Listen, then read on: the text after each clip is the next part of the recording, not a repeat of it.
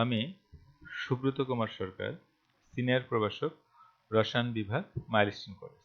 আজ রসায়ন দ্বিতীয় পত্রের জৈব রসায়নের জৈব অ্যাসিডের উপর একটি ক্লাস উপস্থাপন করব। শিখন ফল। এই পাঠ শেষে শিক্ষার্থীরা জৈব অ্যাসিড কি ও তার প্রকারভেদ বলতে পারবে, জৈব অ্যাসিডের নামকরণ করতে পারবে, পরীক্ষাগারে জৈব অ্যাসিডের সাধারণ প্রস্তুত প্রণালী বলতে পারবে, কার্বক্সিল মূলক শনাক্তকরণ করতে পারবে, অ্যাসিডের তীব্রতা ব্যাখ্যা করতে পারবে, ফর্মিক অ্যাসিড একাধারে অ্যাসিড ও বিজারক ব্যাখ্যা করতে পারবে। কার্বক্সিলিক অ্যাসিড ও ফ্যাটি অ্যাসিড কি? কার্বক্সিল মূলক বিশিষ্ট জৈব যৌগসমূহকে কার্বক্সিলিক অ্যাসিড বলে। আমরা জানি কার্বক্সিল মূলক হলো বন্ড COOH।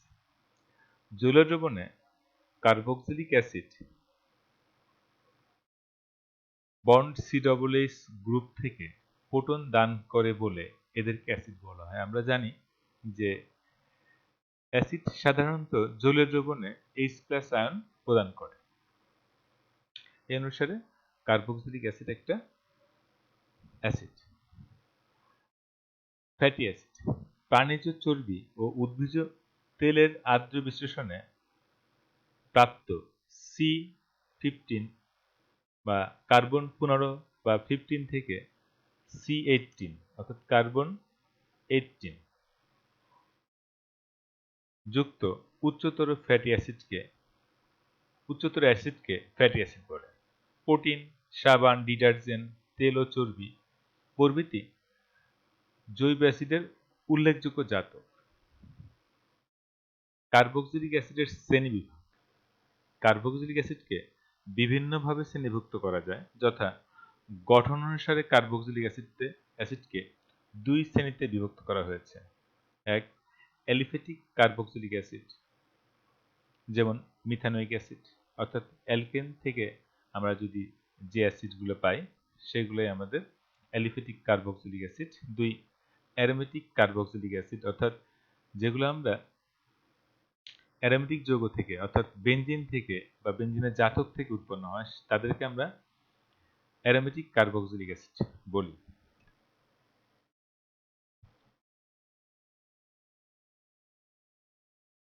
নেক্সট, কার্বক্সিল মূলকের সংখ্যা অনুসারে কার্বক্সিলিক অ্যাসিড তিন প্রকার। মনোকার্বক্সিলিক অ্যাসিড, যদি COOH মূলক একটা থাকে যেমন মিথানোয়িক অ্যাসিড। ডাইকার্বক্সিলিক অ্যাসিড, যেমন যদি COOH মূলক দুইটা থাকে অক্সালিক অ্যাসিড। পলিকার্বক্সিলিক অ্যাসিড, এখানে COOH মূলক অর্থাৎ কার্বক্সিলিক মূলকের সংখ্যা দুইয়ের অধিক থাকবে, 3, 4, 5, 6 থাকতে পারে। কার্বন শিকলের প্রকৃতি অনুসারে কার্বক্সিলিক অ্যাসিড বা জৈব অ্যাসিডকে দুই ভাবে ভাগ করা যায়: সম্পৃক্ত জৈব অ্যাসিড, অসম্পৃক্ত জৈব অ্যাসিড। সম্পৃক্ত সম্পৃক্ত তোমরা সবাই জানো, কার্বন কার্বন একক বন্ধন থাকলে সেটা সম্পৃক্ত, আর কার্বন কার্বন দ্বিবন্ধন থাকলে সেটা অসম্পৃক্ত। যেমন বিউটানোয়িক অ্যাসিড, স্টিয়ারিক অ্যাসিড। অসম্পৃক্ত জৈব অ্যাসিড যেমন অ্যাক্রালিক অ্যাসিড, অলিক অ্যাসিড, এরা অসম্পৃক্ত জৈব অ্যাসিড।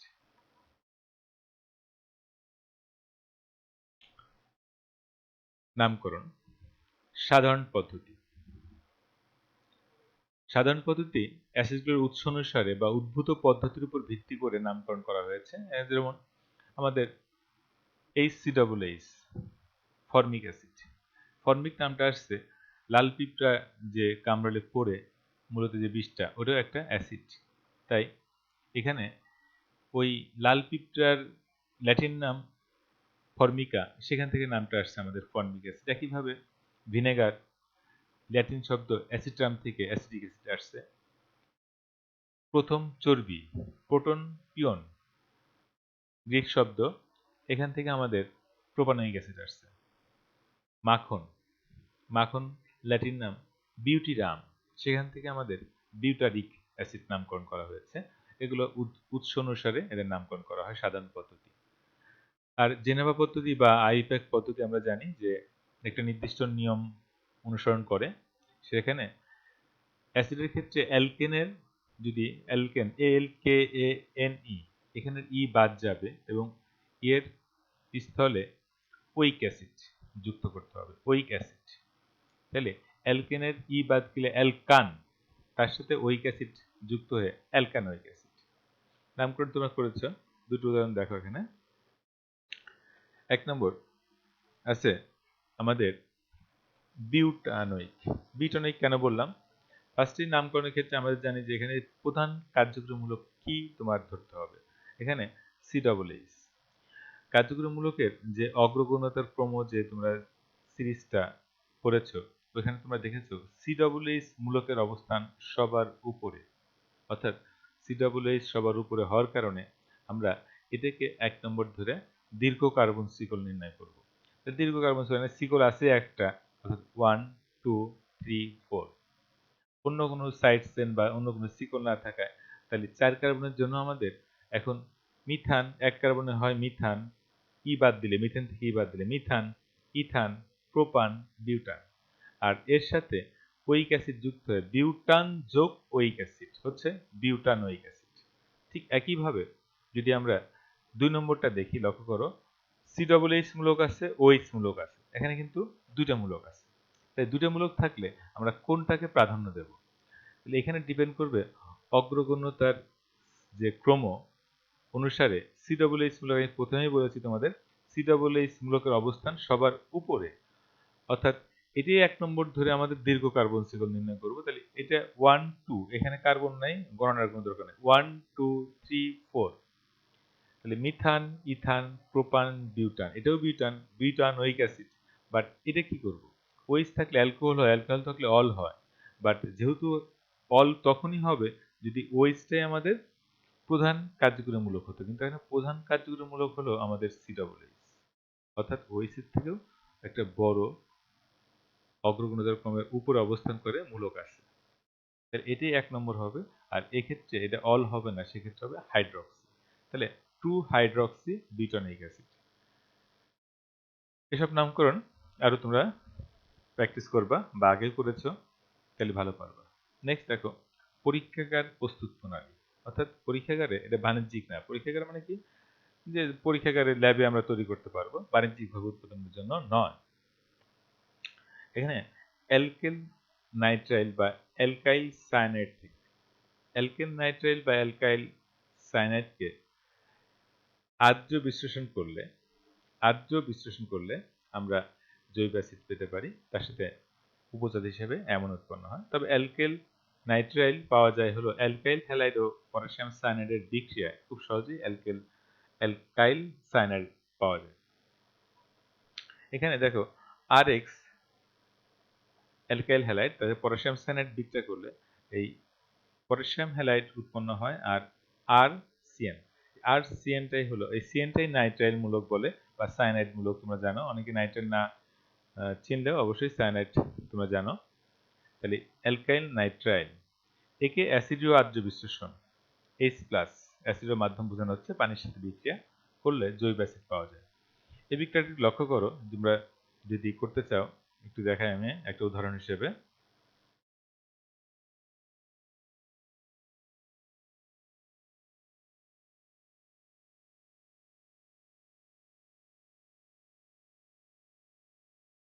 আমি একটা উদাহরণ দিচ্ছি এখানে, উদাহরণ CH3CN, ইথাইল সায়ানাইড প্লাস পানি দেব আমরা। কয় অণু পানি লাগে? 2 অণু পানি, আর মাধ্যম হিসেবে H+। লক্ষ্য করো এই CN-টা কি হবে আমাদের? COOH। তাহলে CH3COOH। এখানে লক্ষ্য করো C এখানে ছিল, C আছে, অক্সিজেন 2টা, এই 2 দ্বিগুণ করলে পানির মধ্যে অক্সিজেন 2টা আছে, আর হাইড্রোজেন 2 দ্বিগুণ 4। এখানে কত আছে আমাদের? 4টা হাইড্রোজেন, একটা হাইড্রোজেন এখানে চলে গেল, COOH। তাহলে একটা হাইড্রোজেন আর 2টা অক্সিজেন চলে গেল, থাকলো 3টা হাইড্রোজেন আর একটা নাইট্রোজেন, যোগ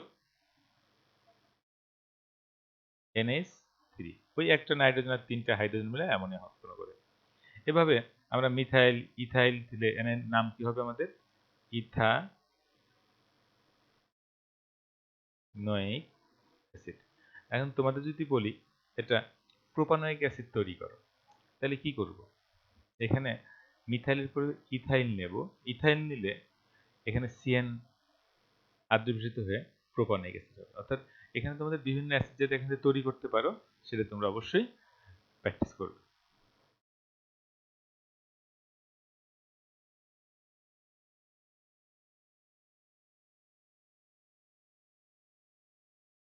নেক্সট দেখো,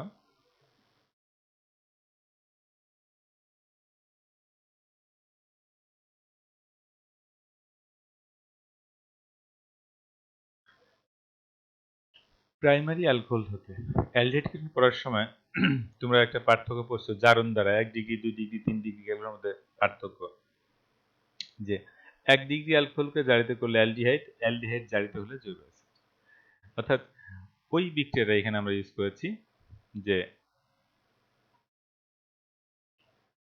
1 ডিগ্রি অ্যালকোহল কার্যকরীমূলক CH2OH একে জারিত করলে, অক্সিজেন দ্বারা জারিত করলে কি হবে? অক্সিজেন দ্বারা জারিত করা, জারণ মানে দুটোর কথা মাথায় রাখতে হবে, অক্সিজেনের সংযোজন অথবা হাইড্রোজেনের অপসারণ। তাহলে অক্সিজেনের সাথে জারিত অক্সিজেন, এই অক্সিজেনটা পাই পটাশিয়াম ডাইক্রোমেট ও সালফিউরিক অ্যাসিড, গাঢ় সালফিউরিক অ্যাসিডের সাহায্যে এই বিক্রিয়া উৎপন্ন হয় জাইমান অক্সিজেন। এই অক্সিজেন এখান থেকে একটা হাইড্রোজেন আর এখান থেকে একটা হাইড্রোজেন, একটা দুটা হাইড্রোজেন একটা অক্সিজেন মিলে এক অণু পানি সরাই দেবে। আর থাকলো কি তাহলে মানে CH2, একটা H চলে গেলে CH, আর এখানকে H গেলে O, তাহলে CHO থাকলো অ্যালডিহাইড। তাহলে এখানে কিন্তু এই যৌগ থেকে হাইড্রোজেন অপসারিত হয়েছে, অর্থাৎ হাইড্রোজেন অপসারণটাও আমাদের কি বিক্রিয়া? জারণ বিক্রিয়া। পরবর্তী ধাপে যদি এই অ্যালডিহাইডকে যদি আবার পুনরায় জারিত করা হয় ওই একই জিনিস দ্বারা, পটাশিয়াম ডাইক্রোমেট ও সালফিউরিক অ্যাসিড দ্বারা, তাহলে CHO জারিত হলে COOH। তাহলে এই দিকটাও ইম্পর্টেন্ট, উদ্দীপক এর মধ্যে অনেক থাকে। 1 ডিগ্রি অ্যালকোহলকে জারিত করলে অ্যালডিহাইড এবং অ্যালডিহাইড জারিত হলে জৈব অ্যাসিড। নেক্সট গ্রিনার্ড বিকারক থেকে, এটাও যখন অ্যালকাইল হ্যালাইড অংশ পড়েছে তোমরা, অর্থাৎ গ্রিনার্ড বিকারক ওখানে আছে, ওখান থেকে তোমরা জানো যে গ্রিনার্ড বিকারক থেকে আমরা অনেক যৌগ পাইতে পারি, অ্যালকেন, জৈব acid, 1 degree 2 degree 3 degree alcohol ইত্যাদি। সেখানে আমরা জৈব অ্যাসিড পড়েছিলাম। তাহলে জৈব অ্যাসিডের ক্ষেত্রে আমাদের প্রথমে কার্বন ডাইঅক্সাইড, যদিও কার্বন ডাইঅক্সাইড সরলরৈখিক, আমি বোঝানোর সুবিধার্থে জাস্ট এভাবে উপস্থাপন করেছি। কার্বন ডাইঅক্সাইড প্রথমে গ্রিনার্ড বিকারক কার্বন ডাইঅক্সাইডের সাথে বিক্রিয়া করে একটা জুট যৌগ গঠন করে, যা অ্যাসিডীয় আদ্র মিশ্রিত হয়ে আমাদের উৎপন্ন হয় কি? উৎপন্ন হয় আমাদের জৈব অ্যাসিড। এই বিক্রিয়া যদি একটু দেখো,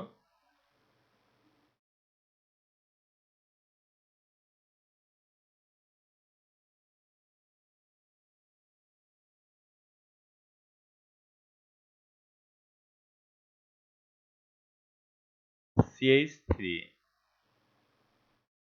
MgCl, methyl magnesium chloride, Grignard বিকারক মানে আর ছিল, আর এর জায়গায় মিথাইল নিচে ম্যাগনেসিয়াম ক্লোরাইড, প্লাস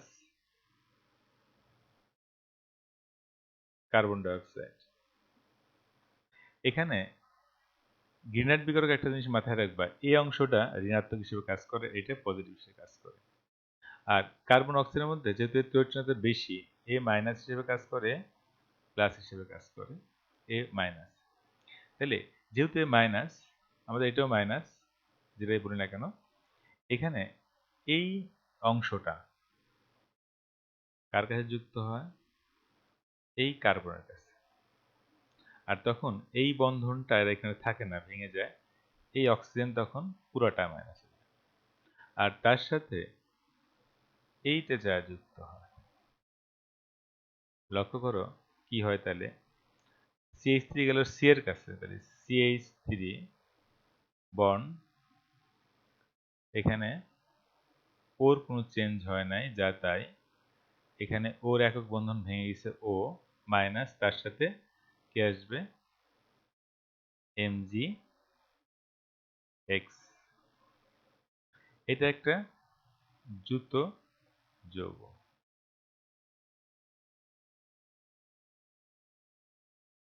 পরবর্তীতে একে যদি আমরা আদ্র বিশ্লেষণ মানে কার সাথে বিক্রিয়া? পানির সাথে অ্যাসিডীয় H+। তাহলে পানির মধ্যে H+ দিলেই এটা ভাঙে কিভাবে আমাদের জানি, H+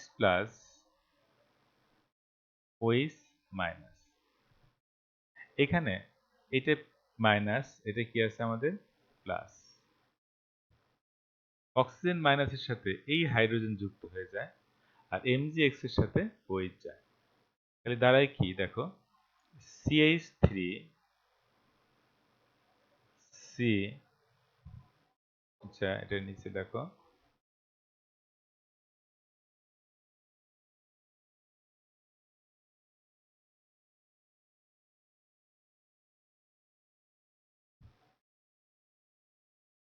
CH3 C O O, তার সাথে কি আছে আমাদের H প্লাস, এখানে OH যায় কার কাছে, MgX এর সাথে। তাহলে MgOH,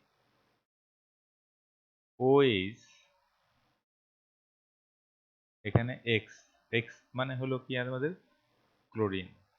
এখানে একটু ক্লোরিন দিয়ে তোমরা লেখো, লেখাটা তাহলে ঠিক হবে।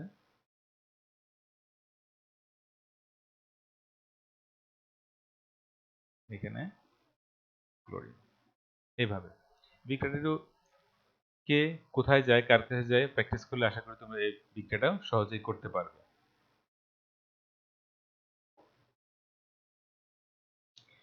তাহলে আমাদের প্রস্তুতি আমাদের শেষ। নেক্সট, কার্বক্সিলিক মূলক শনাক্তকরণ। সোডিয়াম বাইকার্বনেট যৌগন দ্বারা আমরা কার্বক্সিলিক অ্যাসিডের মধ্যে COOH মূলক অবশ্যই আছে, আর এদের আছে কিনা জানার জন্য আমরা ওই কার্বক্সিলিক অ্যাসিড যৌগের সাথে সোডিয়াম বাইকার্বনেট যোগ করলে কার্বন ডাইঅক্সাইড গ্যাস উৎপন্ন হয়। এই কার্বন ডাইঅক্সাইড গ্যাস কি করে, আমাদের চুনের পানিকে ঘোলা করে। চুনের পানি কি, ক্যালসিয়াম হাইড্রোক্সাইড। ক্যালসিয়াম হাইড্রোক্সাইডের মধ্যে কার্বন ডাইঅক্সাইড গ্যাস চালনা করে ক্যালসিয়াম কার্বনেট প্লাস কি উৎপন্ন করে, পানি। এই ক্যালসিয়াম কার্বনেট অদ্রবণীয় অর্থাৎ অধক্ষিপ্ত হয়। এ দ্বারা বুঝতে পারি আমাদের COOH মূলক বিদ্যমান। আরও নিশ্চিত হওয়ার জন্য আরেকটা করতে পারি এস্টার গঠন। অ্যাসিডের ধর্ম অ্যালকোহলের সাথে অজৈব অ্যাসিডের উপস্থিতিতে অ্যালকোহলের সাথে বিক্রিয়া করে সুগন্ধযুক্ত এস্টার উৎপন্ন করে। অর্থাৎ এখানে কোনো বর্ণ না, গ্যাস না, এখানে অ্যাসিডের মধ্যে যদি আমি অ্যালকোহল যেরকম ইথানল যোগ করি, যোগ করলে উপস্থিত থাকবে অজৈব অ্যাসিড HCl অথবা সালফিউরিক অ্যাসিড, করলে এখানকার OH আর এখানকার H, OH আর H মিলে পানি উৎপন্ন করবে, আর এখানে থাকবে OC2H5 অর্থাৎ COOC2H5, এটা এস্টার। এবং এটার একটা বৈশিষ্ট্য যে সুগন্ধযুক্ত, অর্থাৎ গন্ধের সৃষ্টি হবে। যদি গন্ধের সৃষ্টি হয় তাহলে এখানে COOH মূলক বিদ্যমান। এই দুটো পরীক্ষার সাহায্যে আমরা বন্ড COOH মূলক শনাক্তকরণ করতে পারি। Next, formic acid. Acetic acid অপেক্ষা শক্তিশালী ব্যাখ্যা করো। এখন ফর্মিক অ্যাসিড এবং অ্যাসিটিক অ্যাসিড দুটোই জৈব অ্যাসিড, উভয় অণুতেই COOH মূলক বিদ্যমান। সবসময় মাথায় রাখতে হবে যে কোন অ্যাসিডটা তীব্র ডিপেন্ড করবে তার অ্যাসিডের K এর মানের উপর, আর K এর মান তারই বেশি হবে যার যে সহজে H+ আয়ন প্রদান করে। যে যত সহজে H+ আয়ন প্রদান করতে পারে সে অ্যাসিড তত তীব্র।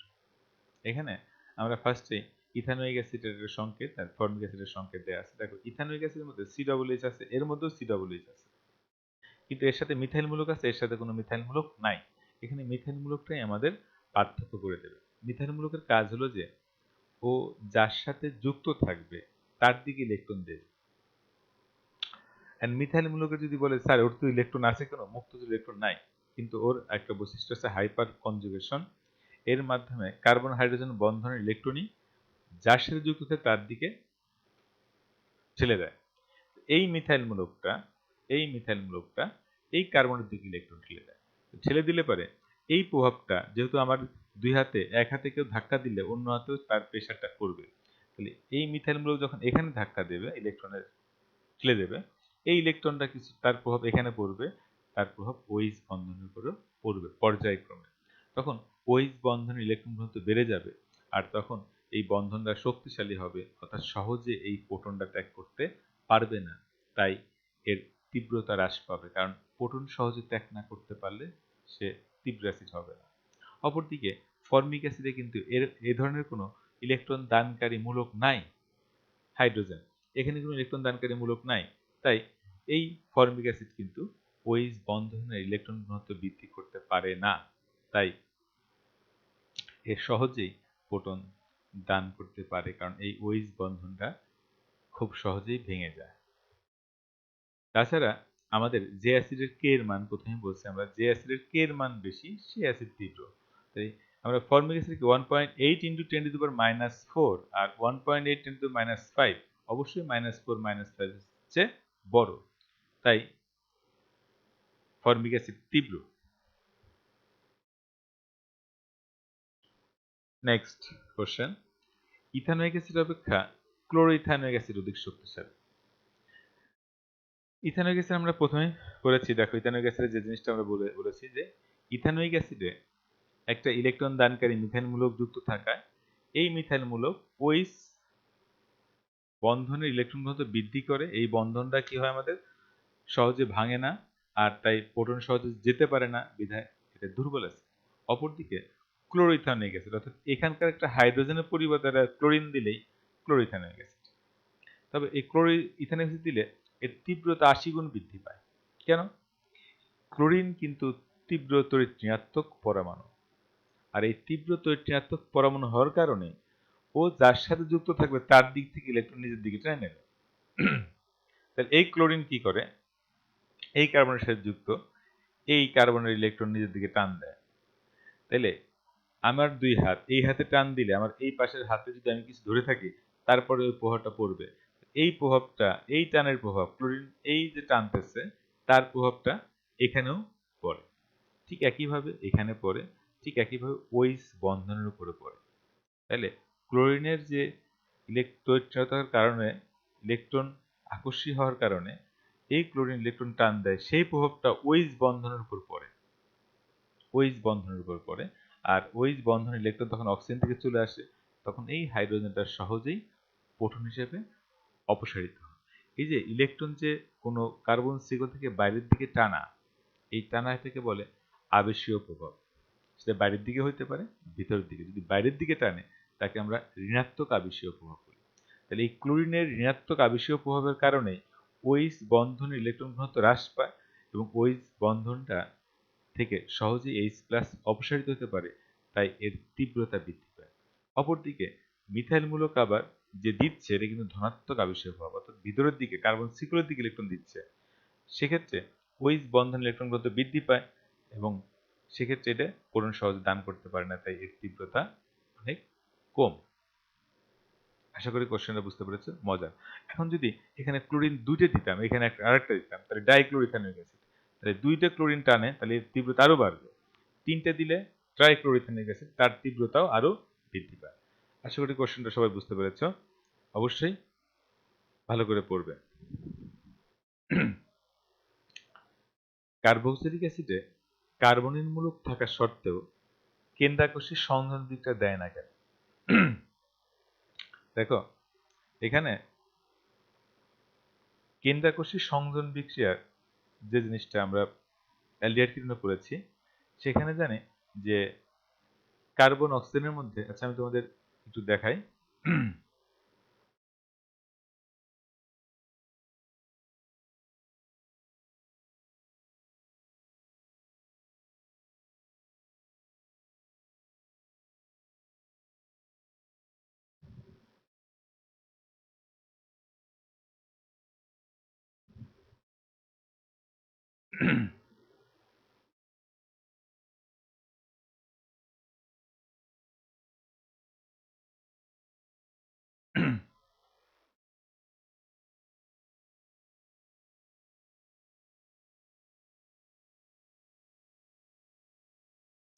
এটা আমাদের কার্বনের মূলক। এখানে কার্বন অক্সিজেনের মধ্যে অক্সিজেন কি থাকে, প্রয়োজনীয় বিষয় মাইনাস, ও কি থাকে প্লাস। এই প্লাস হওয়ার কারণেই ধরো যদি HCN বিক্রিয়া করতে আসে এর সাথে H+CN-, তাহলে কি হয়, এটা কেন্দ্রাকর্ষী বিকারক। ঋণাত্মক যেটা কেন্দ্রাকর্ষী বিকারক, মাইনাস প্লাসটা আকর্ষণ করে, প্লাস মানে কেন্দ্র, ও এখানে যা যুক্ত হয় আর এই বন্ধনটা এখানে চলে আসে, আর তার সাথে এই যুক্ত হয়। তাহলে কি দাঁড়ায় যদি আমরা একবারে দেখাই, এখানে CN যুক্ত হচ্ছে, এখানে ওর সাথে কে যুক্ত হচ্ছে, H যুক্ত হচ্ছে। এটাকে বলা হয় কেন্দ্রাকর্ষী যুতবিক্রিয়া। আর কার্বনের মূলত ধর্মই যে সে কেন্দ্রাকর্ষী যুতবিক্রিয়া প্রদর্শন করবে। তাহলে সে অনুসারে যদি আমরা অ্যাসিডটা দেখি, অ্যাসিডের মূলকটা যদি আমরা দেখি, CO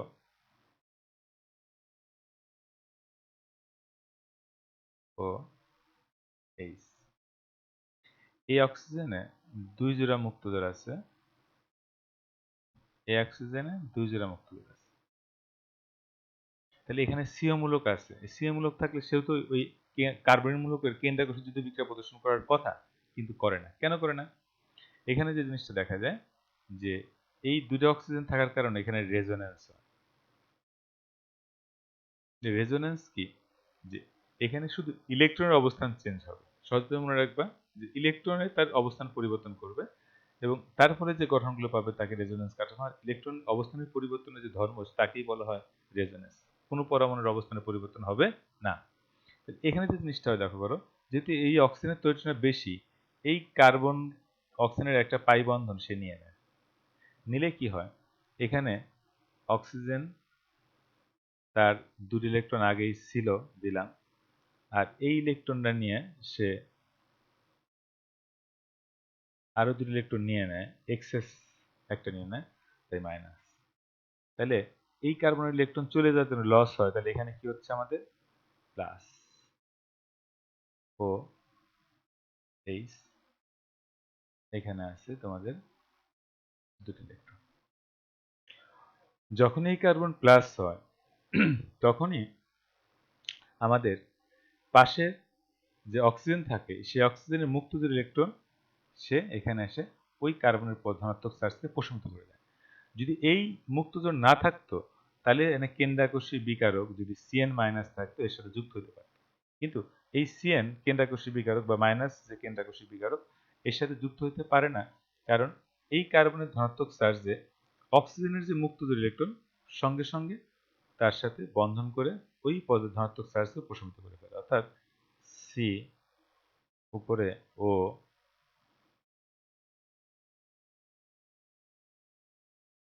আর এখানে দ্বিবন্ধন হয়ে যায় অক্সিজেন H। এখানে একটা মুক্তজোড় থাকে, একটা প্লাস। দেখো এই যে গঠন 1 2 3, এই 3 নম্বর গঠন যখন প্রাপ্ত হয় কার্বনের ধনাত্মক চার্জ থাকে না, তাই এই CN ওর সাথে যুক্ত হতে পারে না। এখন যুক্ত হতে পারে না, আবার এই অক্সিজেন যখন পজিটিভ হয় তখন অক্সিজেন কি করে, এই কার্বন অক্সিজেন হাইড্রোজেন ইলেকট্রন নিয়ে নেয়, এটা সহজেই পণ্য হিসেবে অপসারিত হয়। এই জন্য সে অ্যাসিড হিসেবে কাজ করে, বা কার্বনের মূলকের যে বিক্রিয়া কেন্দ্রাকর্ষী যুত বিক্রিয়া সে করে না, কারণ কার্বনের পজিটিভ চার্জটা স্থায়ী না।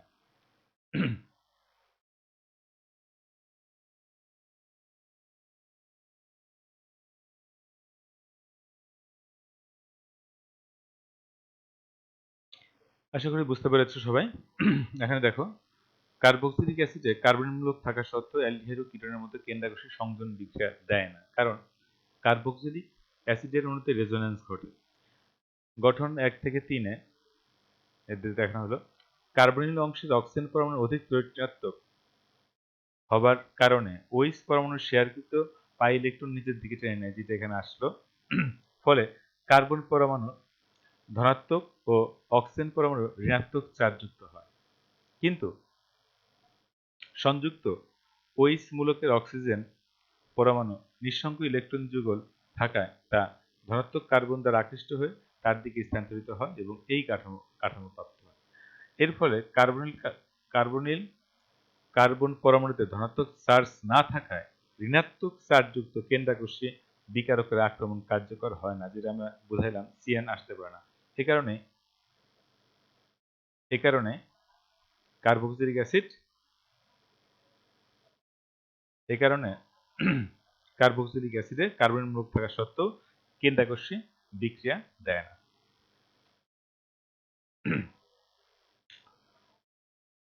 ফর্মিক অ্যাসিড একাধারে অ্যাসিড ও অ্যালডিহাইড হিসেবে ক্রিয়া করে ব্যাখ্যা করো। দেখো এখানে যে বিক্রিয়াটা আছে আমাদের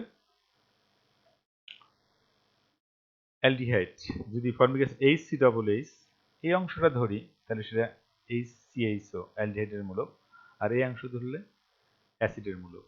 তাহলে ফর্মিক অ্যাসিড এমন একটা যৌগ যার মধ্যে অ্যালডিহাইডের মূলকও আছে, অ্যাসিডের মূলকও আছে। তাই অ্যালডিহাইড মানে সে বিজারক, বিজারক হিসেবে কাজ করে, আবার অ্যাসিড মানে সে অ্যাসিড হিসেবে কাজ করবে। আর বিজারক, অ্যালডিহাইড বা বিজারকের প্রমাণের জন্য আমাদের দুটা বিকারক আছে আমরা জানি, এটা হলো টরেন্ট বিকারক, একটা হলো ফেলিং দ্রবণ। ফেলিং দ্রবণ এবং টরেন্ট বিকারক অ্যালডিহাইড কেই জারিত করতে পারে।